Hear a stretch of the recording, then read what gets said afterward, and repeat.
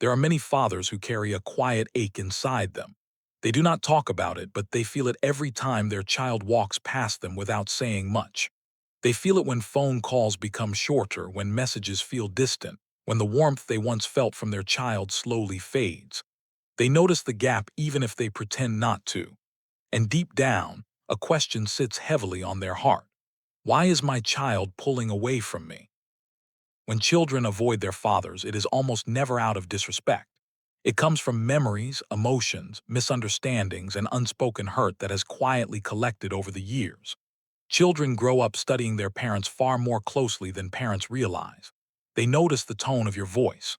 They read the tension on your face. They feel the pressure in your words. They sense whether you are safe to open up to. And when they feel that safety is missing, even a little, they step back. Not because they want to, but because their heart feels unprotected. Many fathers grew up in a world where expressing emotion was discouraged. They were taught to stay strong, stay silent, and keep moving. They believed that working hard and providing for the family was enough, and their intentions were honest. Their sacrifices were real. But a child often needs something different. They need warmth. They need presence. They need a father who listens without judgment, who encourages them, who sees them beyond their achievements. The problem is not that fathers do not love their children. The problem is that love is not always expressed in a language the child understands. In many homes, fathers speak less. They show love through responsibility, discipline, and hard work. But children do not automatically translate effort into affection. A father may think he has given everything, but the child may still feel emotionally hungry. This mismatch slowly turns into distance. Another reason children step away is the fear of conflict. If a father reacts quickly with anger, harsh words, or criticism, even occasionally, the child learns to protect themselves. They decide it is safer not to speak. They choose silence over confrontation. They choose distance over tension. Many adult children say the same thing. I just don't want another argument. I don't want to feel judged. I don't want to feel small. So they stay away. Sometimes the distance comes from childhood moments that were never resolved. A child remembers the times they were scolded but not comforted. They remember pressure, comparisons, and disappointment. They remember feeling like they were never good enough. These memories do not scream, they whisper, but the whispers stay for years. And then there are fathers who were physically present but emotionally absent. They were in the house but not truly in the child's world. The child learned to solve their own problems, soothe their own emotions, and navigate their feelings alone. When a child grows up without emotional guidance, closeness becomes difficult later. They still love their father, but they keep their heart guarded.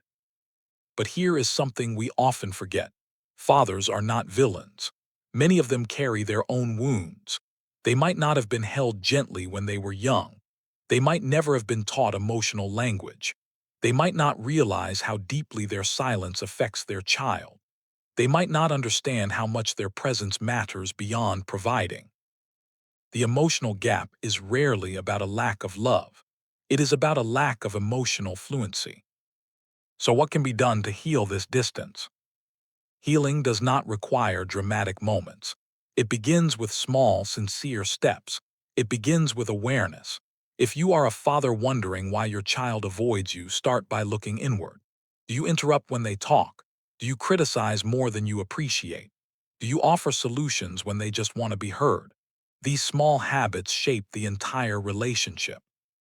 Connection can begin with simple acts, asking how they are and actually listening, showing curiosity about their world without judgment, apologizing for past mistakes if needed, acknowledging their feelings even if you do not fully understand them.